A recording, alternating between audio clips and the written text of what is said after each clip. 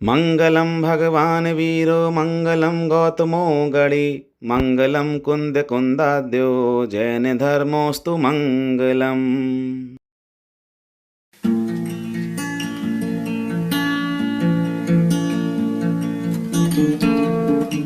विश्व वंदनीय अहिंसा परमो धर्म की जय हो। बंधुओं सादर जय Jinendra. Shri भक्तांबर foundation YouTube channel में आप सभी का हार्दिक स्वागत है। जैन कथाओं की श्रृंखला में हमारी आज की कथा पूज्यवर आचार्य रवि शरण महाराज जी द्वारा रचित पद्म पुराण का ही एक अंश है।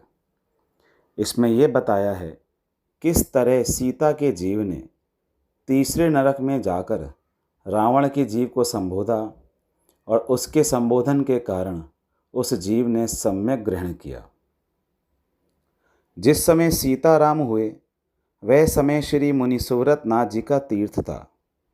सीता महाविराग से मंडित स्त्री पर्याय की निंदा करती हुई महातप करती हैं।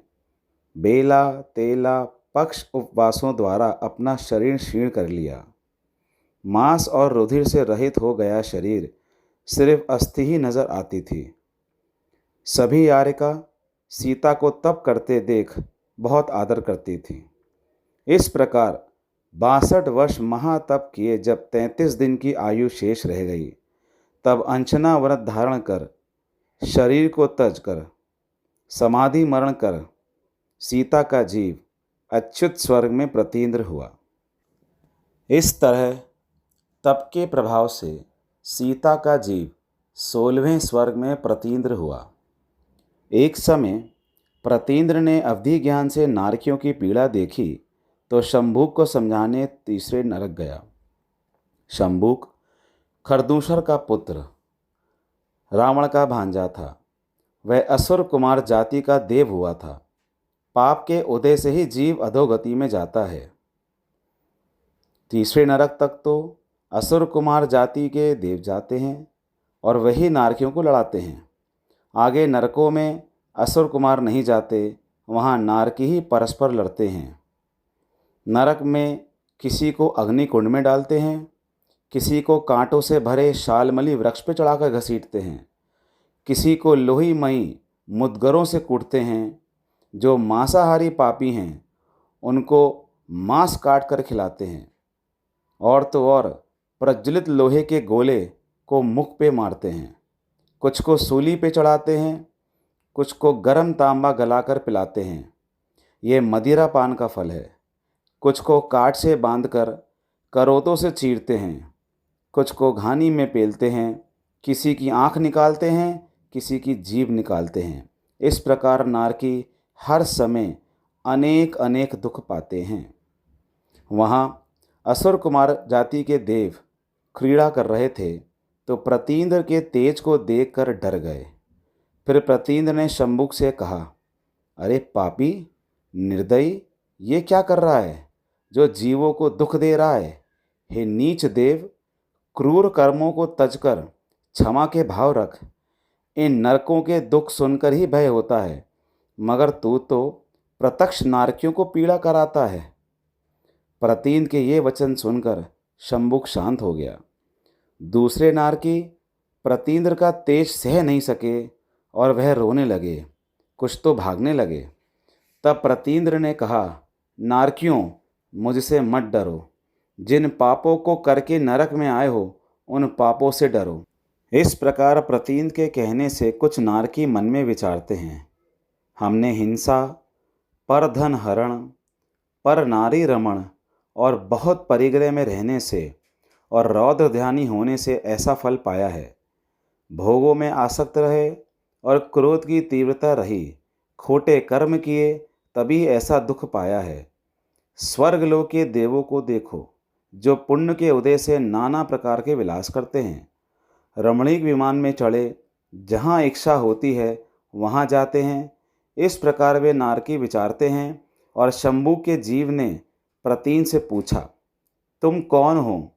तब प्रतीन्द्र ने कहा, मैं सीता का जीव महान तप के प्रभाव से 16वें स्वर्ग का प्रतीन्द्र हो गया और श्री रामचंद्र महामुनि होकर ज्ञानावर्णी, दर्शनावर्णी, मोहिनी और अंतराय कर्म का नाश करके केवली हो गए हैं और अब भरत क्षेत्र में धर्मोपदेश से जगत को तार रहे हैं।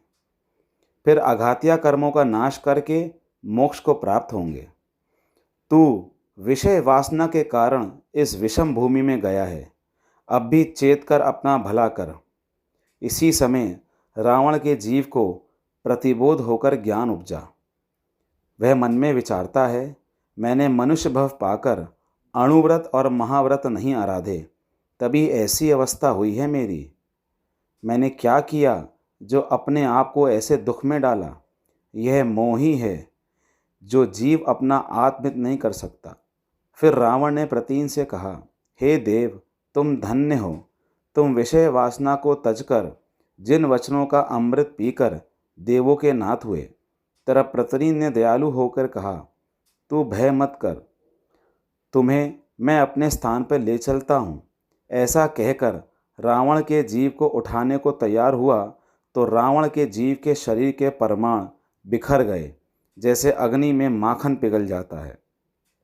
किसी भी उपाय से जब प्रतीन ले जाने में सामर्थ्य नहीं हुआ, तब रावण के जीव ने कहा, हे प्रभु, तुम दयालु हो, तुम्हें मुझ पर दया हुई, परंतु यह जीव पहले जो कर्म करता है उसका फल अवश्य भोगता है।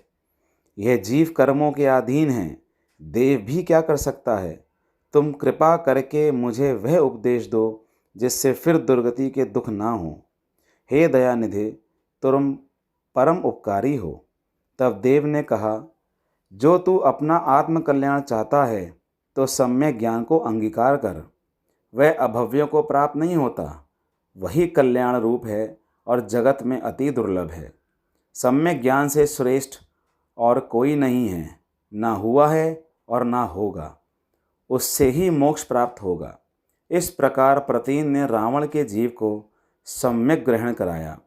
फिर वह देव विचारता है कि रावण के भव में देखो, इसकी कैसी कांति थी, महासुंदर शरीर था, और अब कैसा हो गया। जिसे देखकर सारा लोक आश्चर्य को प्राप्त होता था, वह ज्योति कहाँ गई। फिर उस देव ने रावण के जीव से कहा, जब तुम कर्म भूमि में मनुष्य थे, इंद्रियों के सुख के कारण दुराचार करके ऐसे दुख पाए हैं। ऐसे उस देव के उपदेश सुनकर उसका सम्यक दर्शन दृढ़ हो गया और वह मन में विचारता है, मैंने कर्मों के उदय से दुर्गति के दुख प्राप्त किए हैं, इन्हें भोगकर यहाँ से छूटकर मनुष्य देह पाकर जिनराज की शरण में रहूँगा। फिर देव से कहा, अहो देव, तुमने मेरा बड़ा हित किया जो तुम मुझे सम्यक दर्शन में लगाने आए। अब तुम जाओ और स्वर्ग के सुख भोग कर मनुष्य देह प्राप्त कर शिवपुरी को जाओ। अहिंसा परमो धर्म की जय।